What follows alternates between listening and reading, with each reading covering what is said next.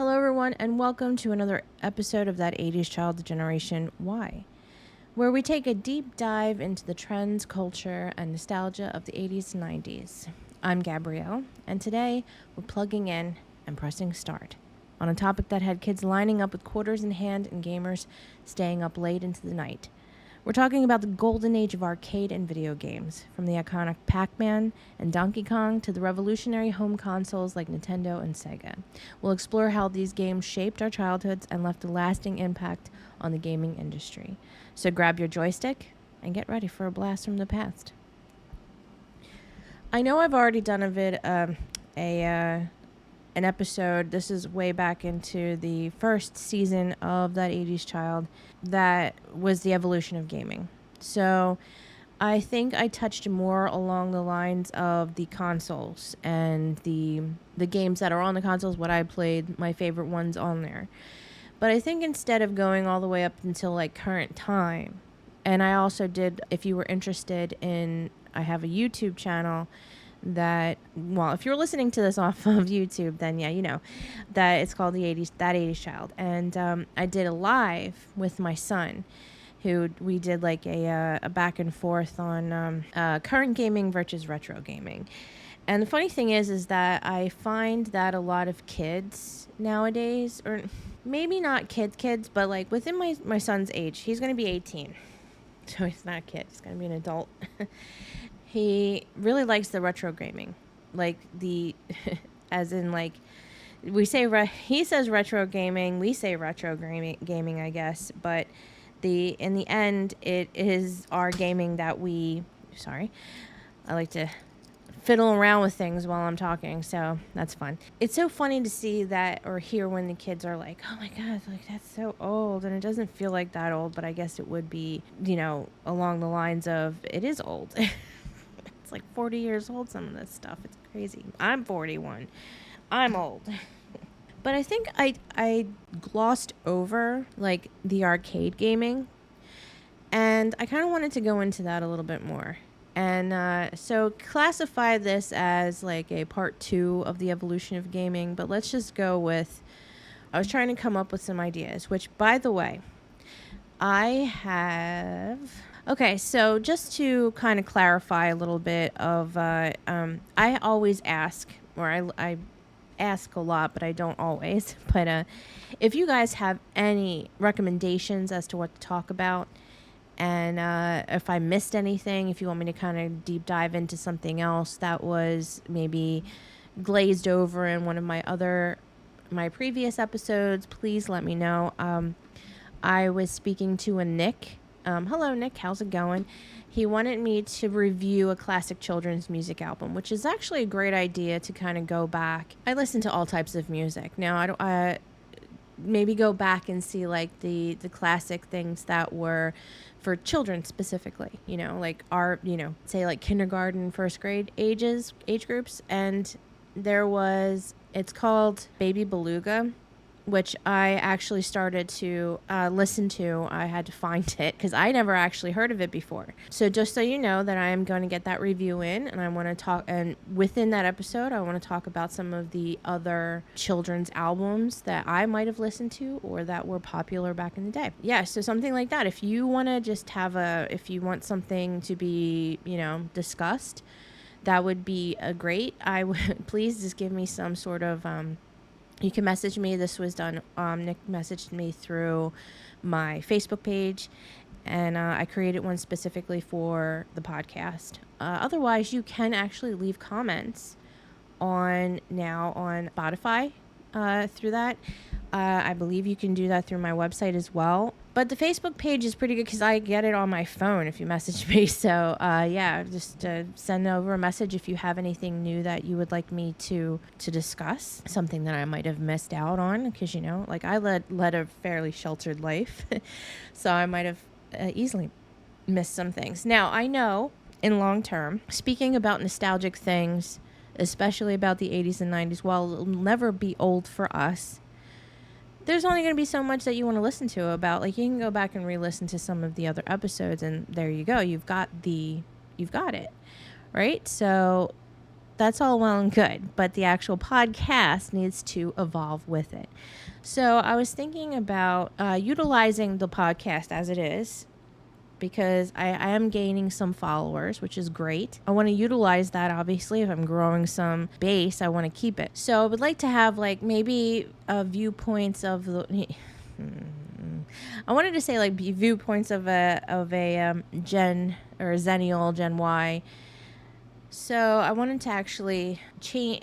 It'll eventually, I want to like to have other episodes that aren't specifically just nostalgic things. I kind of wanted to discuss some stuff about family and utilizing the podcast on a more topical things that, and anything. If you have any recommendations, please, just like I said, it doesn't even have to be about, nostalgic things. Just maybe like thoughts on certain stuff. Now, try and think of it on like bar rules, politics and religion. I can discuss religion. Actually, I don't really have too much of a problem with that, but there's really like hot button topics right now that, especially in the political arena and I would just say like the way everything is going right now, it's very dividing. So let's just keep it light, shall we?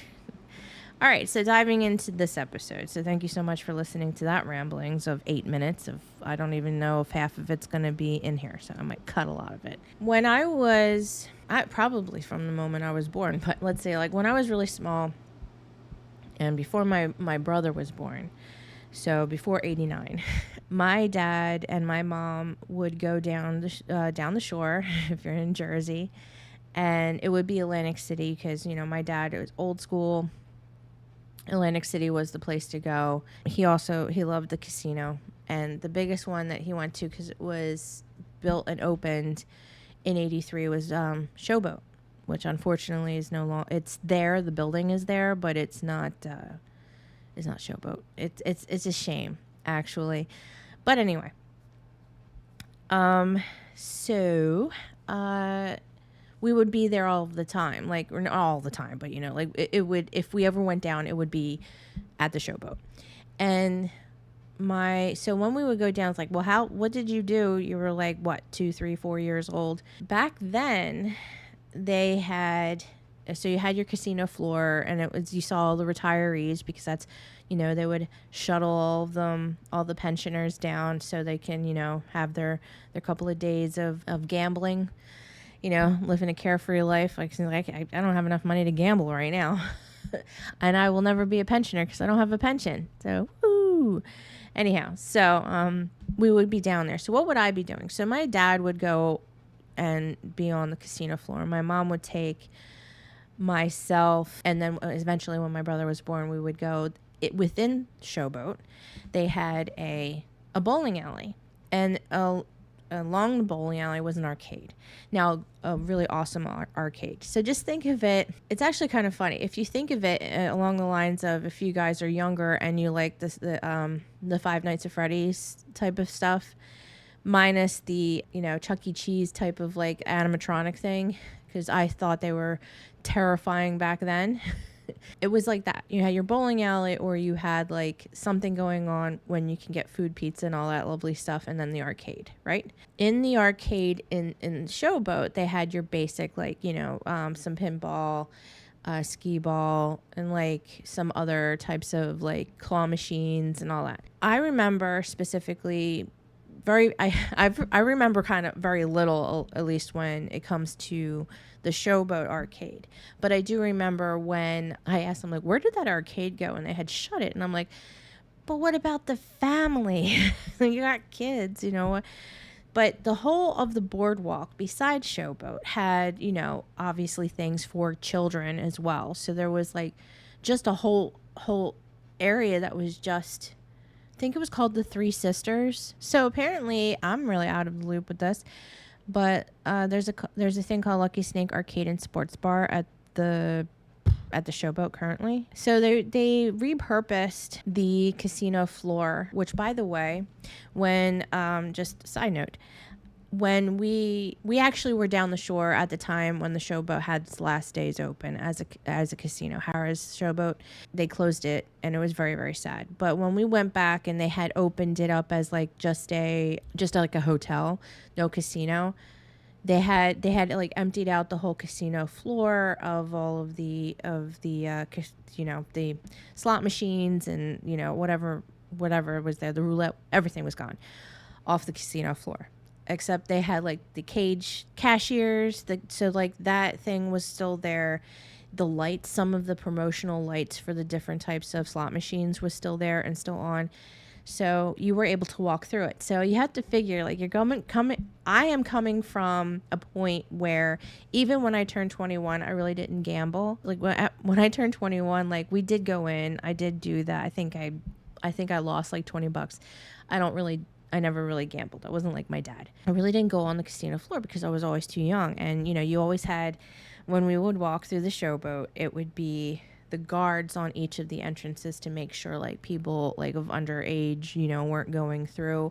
And I always thought that if I just stepped across where that different pattern of carpeting, I would get arrested.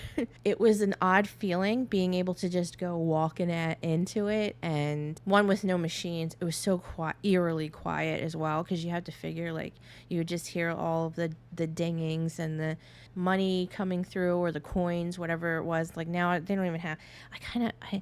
I did go with my friend one time. We went to a casino and I actually won some money, which was kind of cool. It's a cool feeling, but don't let it get to you, okay? And they don't have like the money coming out, or the coins or something like that, like the tokens that you have, because like my dad would have like the chips. My dad was classified as like a high roller, and it wasn't like millions of dollars. It was just because my dad was there every Thursday. My dad was retired, okay? And he's from an older generation, Social Security, he had a good pension and whatever. So I was at school, and I told you my dad was older. He would go down to on Thursdays, it was like a thing.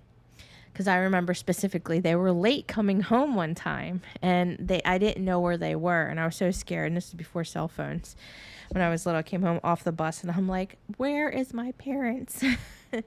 Anyway, then they came home, and it was I was paranoid. Like people back in the day would probably like, even at the age that I was, and I was older, I'm not saying like I was a teenager, but I was like, I want to say I was like 12 or something. And I was like, oh my God, what happened to that? It's just, I was stupid, overreacted about stuff like that. But anyhow, back to what I was saying, arcades. Now, there was a place that I believe it was called the Three Sisters, and I believe it was owned by an Italian. This is what I was looking up specifically. I just found out that the Showboat has that on there. There's going to be a Dave and Buster's, or is it already open? Who the heck knows? Because it's not as though I am in the loop with this. I can't remember. I believe that's what it was called, but it was an arcade, just specifically on the boardwalk, right? Atlantic City boardwalk. So we would go there when we, like I said, my dad would be there a lot of the time on Thursdays. So he was classified as a quote unquote high roller because he poured quite a bit of money in there, but he also won quite a bit of money back out. He was a lucky individual, and he would get comped for rooms. And sometimes they would even get upgraded to a suite. We were fancy. We were fancy schmancy people. No, we weren't. It's just my dad was very lucky, and I rode that wave of luck until he was no longer around. When my dad during the day would be in the casino, my mom, myself, and my brother would be on the boardwalk and walking, and me complaining, like, are we there yet? Like, my feet are hurting. Because it was like, depending on how far down you would walk, and we would go from the Showboat, because at the time that was pretty much the end of where the casinos were on the one end, and then you went all the way down to where, like, I think Tropicana and Bally's or Caesars. So that's the one that's further down. Like, we would go from one end to almost one end to the other, because there was still more beyond, but we didn't go beyond at one point.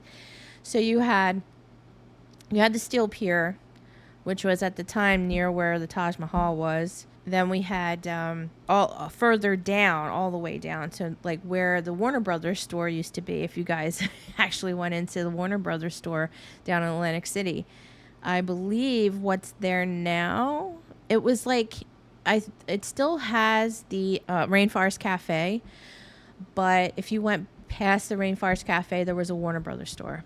I missed that. I really enjoyed that. My mom would always get keychains. It was like a collection amongst other things, but the keychains were, and we still have a few of them. My mom specifically loved Marvin the Martian. Anyhow, so there was Ocean One, which so you had that arcade there. I think there was a couple of them, but it was the Three Sisters. That was the biggest one that we would go to. And we would always go in, and you would be your classic arcade. And I would be playing like the quote unquote slot machines for children. So I was gambling too. While my dad was gambling real money, I was gambling my mom's money for fake coins so I can get a really expensive stuffed animal.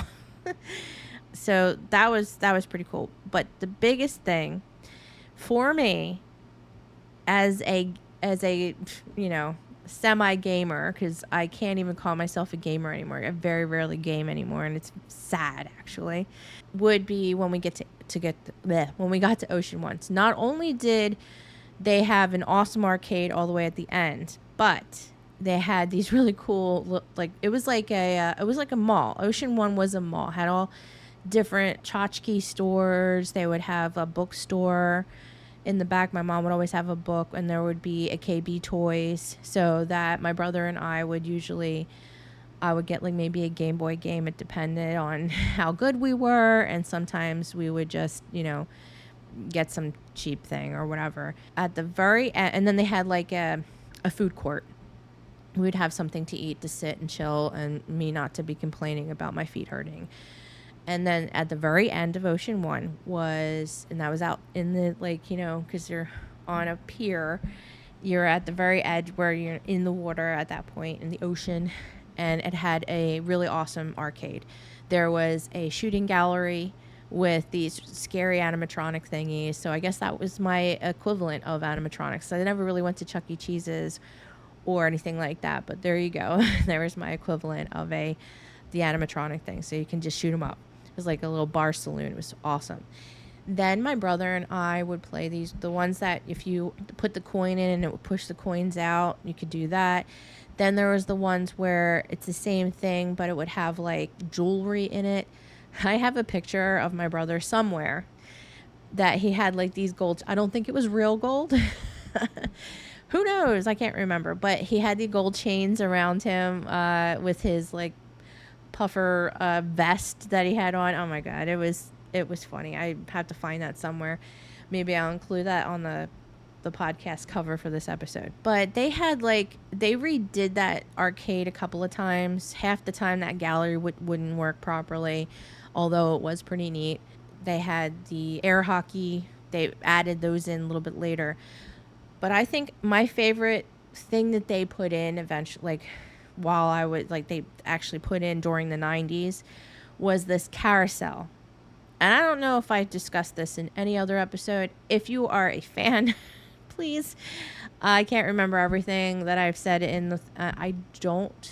I don't think that I talked more about like arcadey types of things, but if I did, there we go. It was a carousel of claw machines. So all the way around in this carousel that you could stand on, and it would be moving like a carousel while you can pick whatever type of claw machine. Now, what is funny, okay? And a little off topic here, but it is a game, but it's a current game. It's a current mobile game because I'm a sad person. It's one of those dating games. It's called Love in Deep Space. Oh my God. The graphics on those things, if they could only be real, you know what I'm saying? But anyway, in the game, it's a Japanese game. And so they have, things of the culture that is, popular over there. And apparently claw machines are like a huge thing. And I love claw machines. And I used to be an expert. I was the one to go to if you wanted something specific for these claw machines. I would get it for you. So I need to go to Japan. I just found that out. In that game, in the mobile game, you have to, with the whomever you're, talking to, whatever, would go and have to do this claw machine. You get points and you get to, and I'm like, you can have that character get it for, like, or you, if you're playing, whatever, to try and get the plushies, as they say. And I find it kind of juvenile within the game personally, but I don't think I would turn down a date at a claw machine arcade, honestly. But anyhow, you get points, and it's funny that I'll like let that character do it, and they won't be able to catch anything. So I was like, oh, you're ruining my 3 chances I get to have this to get something. And so I'll switch, or I'll start first, because I know that they suck at getting it. And I'll be like wiping the floor with them. I'll be like, here's all of our 10 plushies that I got, because I'm awesome, even as in a digital realm. Okay. So claw machines, love them. And I loved this carousel in Ocean One. And you just go around, and it was like one of my most favorite things to do. But besides that, I know that I feel like arcades have gotten, like, I know they have Dave and Buster's. I've walked through a Dave and Buster's, but I've never actually been in there to play or to participate in said, arcading. But what I've seen is like the digital stuff, some of the mobile games made into arcade games. There's a certain, as much as it is technically like an arcade, right?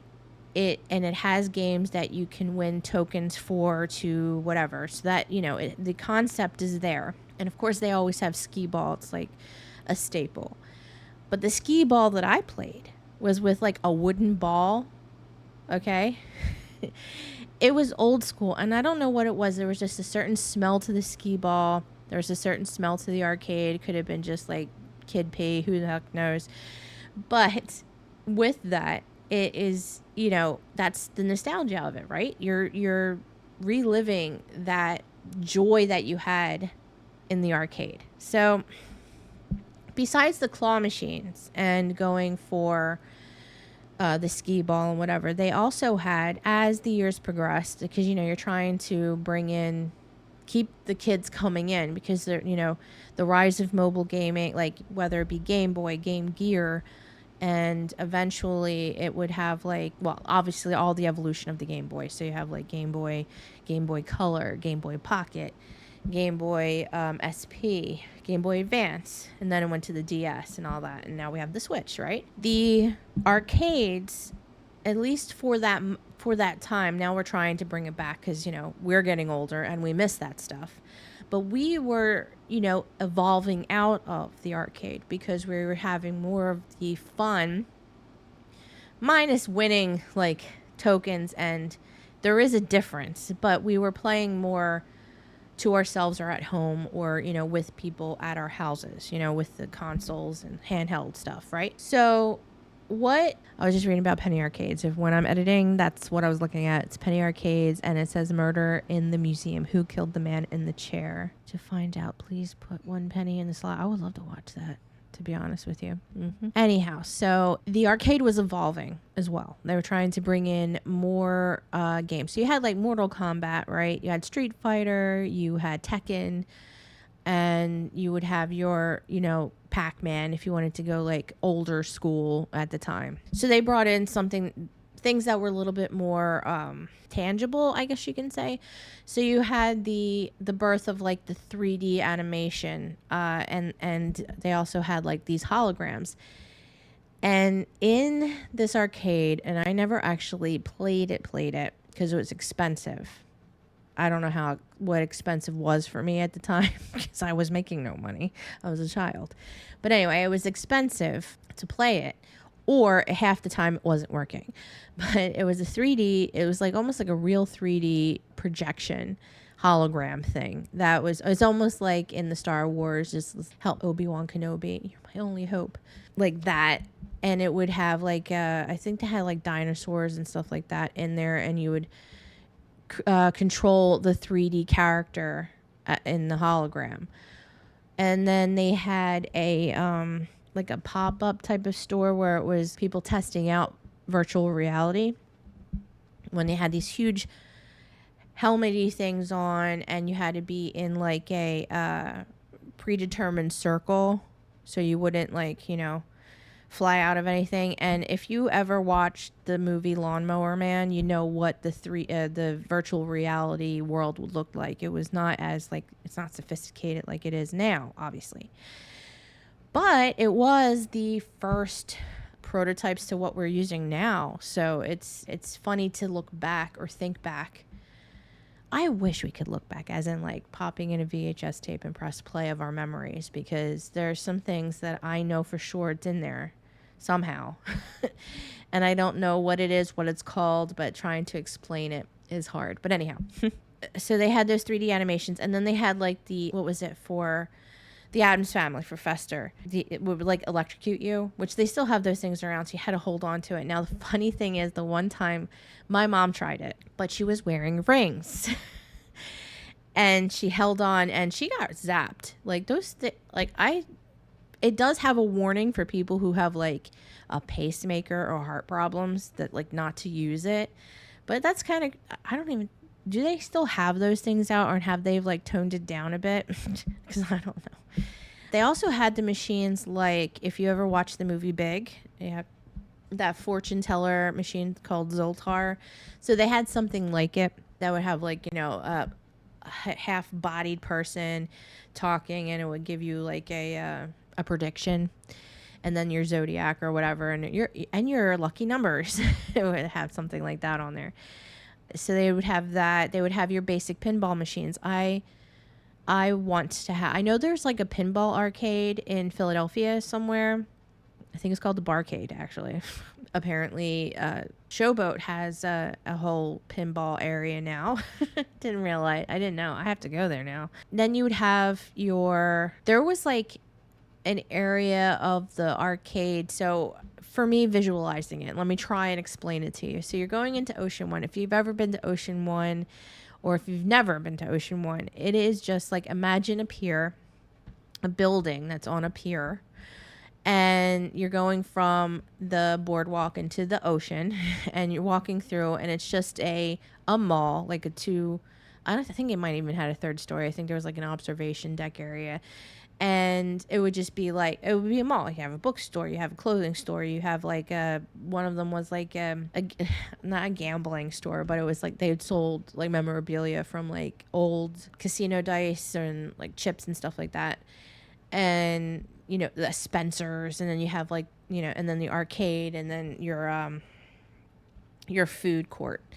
So you're going into that. So when you're going to the arcade part, it is the building ends in like a half moon type of thing. So the arcade was that half moon, like, going off into like a nice little arch, and you can look out the window towards the back and just see the ocean, which was really cool. But when you're going in, it's like you had two different sides that you can go into the arcade. And in the middle, so if you're going left or the right up the steps, in the middle is where the concessions, and where you would go and get your oh my god, you get your coins to play. Half the time it was all done by actual quarters. You just go to a change machine. It didn't actually have tokens. You actually used real quarters. I believe they did change it eventually to tokens. Like a lot of places. I don't know why we can't just use quarters. I kind of miss that. There's like a certain type of sound that a quarter makes. You can actually tell it. Side note, fun fact, you can tell when you have a silver quarter versus one that's clad. So you have some silver in it, but it's got nickel and copper and stuff in it on the newer ones, because it makes a different kind of ting when you put it down. So you have your normal change, but then if you hear something off, it could very well be. If you have a quarter that's from 1965 or older, it's silver. It's just, that is what it was made out of, unless it's like, pennies are copper, except for during the World War II, they had steel pennies, quarters. We need to use them again. When you would go up the steps, in the middle was the concession, and where you would get your change, coinage, or you could trade in the tickets that you would get from the particular games that you played that would give you tickets. And to the right is where the shooting gallery was. And it would just be within that alcove before like a line of doors that you could go out to the observation area. So it would be very bright back there, except for like if it was like a rainy day or whatever, and it would be like a cave over there because it was just where the shooting gallery, it took up a good portion of that one corner. And within where that was, there was a that's where those drop arcade machines were, where you drop the coin and you're trying to push more coins out, or paraphernalia of some sort, like the gold chains that my brother won. And then you had, in that same area was the air hockey, and then you would have some other random like arcade games that were kind of like just strewn out here and there, and then you have like the drive-in games and the shooting games. Oh my God, what was it? The House of the Dead. House of the Dead like the shooter arcade. You would just like go in. My mom and I would play it. You're just shooting up zombies. My brother, I believe, would play as well, but he would usually be off doing whatever game he was playing at the time. But yes, in the House of the Dead, we used to have that on. It's a Sega game. I think we had the House of the Dead on the Dreamcast. Because that's the only Sega console I know. That's the only Sega console that I actually had besides the Game Gear. I didn't actually have any Sega consoles. We went from having the Nintendo, the NES, the SNES. It's just Nintendo and Super Nintendo. Like my son's was like, no, it's the NES or the SNES, and I'm like, is it? So Nintendo, Super Nintendo. We did not have Nintendo 64, and then we had like the GameCube. And then the Wii, like way later though. We didn't have the Wii U at all, and then we have the Switch. So I mean, we kind of skipped over a couple of things here for that, but because as soon as we got the PlayStation, that was always, the PlayStation was and is my go-to console game. Like we have an and I have an Xbox 360, the newer edition Xbox 360, the black one. That's the Pro, I think it was. Yeah, that's it. That's all. We had the original Xbox. That was my brother's. My brother was into the Xbox and the Xbox 360. But since my brother wasn't around after a certain point, we didn't go through the evolution of Xbox. We went through the evolution of the PlayStation. So we have the 1, 2, 3, 4, and the 5, and some variants in there too. So we would be playing House of the Dead. Now, I love that. And they actually had one that was the Typing of the Dead for PC, which I thought was hilarious. But so you can actually practice your typing if you want to play House of the Dead. So we would have those two games, the shooter games. Then there was like the racing games. And then it was the huge carousel. I can't remember what was there prior because I love the carousel so much. So I figured, like, I guess the carousel will just be what it was. But I do know that it had like a skylight, and it would like shine down on the actual carousel. It was well placed. Off to the side of the carousel, there was the elevator going upstairs to the food court and all of that. And there was the 3D games that like had the hologram. They only had like one or two of those. And then the Fester, like the one where you're like getting electrocuted, was towards going back to where the concession stuff was. But for whatever reason, in my head, I can see all those other arcade games and I can see the carousel very vividly. But that left corner, that left curve is just blackness in my memory, and I cannot remember what was over there. And unfortunately, like, I could ask my brother, but my mom would have been the better bet to ask, because she would have remembered. Well, she can't remember it now, but, or maybe she could. I just don't like asking specific. But anyway, so I can't remember what was over there. I know that there was I can remember all these other little details, but maybe it was just nothing interesting over there. I just feel like it was like, those were the games I could care less about. I couldn't care less about. I know, language there.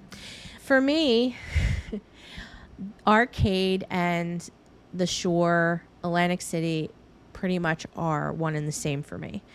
while I did mention in my intro that, bringing in Nintendo and Sega, I did. House of the Dead was Sega, and I was talking about the handheld games and stuff from Nintendo. Okay, so there. So I did talk about that. Arcade. You get your roll of quarters. You go and try and beat like Asteroid or Space Invaders or Pac-Man, which Pac-Man was I found it. I have it. The 2-player Pac-Man handheld game that I had when I was little, I would always play. Found it at a antique toy place and bought it for fairly cheap, and it works. I mean, I think there's a button on for player 2 is like a little funky, but it works. So, and it's memory unlocked. Yeah, arcade and Atlantic City and gambling all are hand in hand for me. So I might actually go. I'm glad I did this episode because I might actually go back down to the Showboat and try out this arcade that they got going on over there. I don't like a lot of people, so maybe I'll wait until it's winter time because that's usually when it was the best, when nobody was there. But regardless, I've got other things I got to do, but that's on my list now. So I'm actually kind of excited about that. So other than that, that's really it. I just wanted to kind of go into, I kind of glossed over arcading after when I did the evolution of gaming. I feel like the arcade was kind of the epitome of gaming at the time until you were able to have like the at-home consoles and stuff like that. But it's just like the arcade was still like a big thing even in the 90s. Like I still loved it. So I miss it. I know that there are still arcades around, but they're not, it's just not the same. There are certain things that need to be, maybe for me, there are certain things that would need to be there and like OG things. When it comes to like Dave and Buster's or something that's newer, it's cool. And they do have like a fun aspect to it, but I don't think that, it just doesn't have that same feeling. It just feels austere, less loving. I don't know. When it's all like that digital touchscreen stuff, it's just like, can we just go back to having like some LED lights, some cool change sounds? Can we go back to quarters? There's something to say about that tangibleness that, and I know we can be tangible with things nowadays, but when you're looking at an electronic, it's sleek, pretty, what would you call it?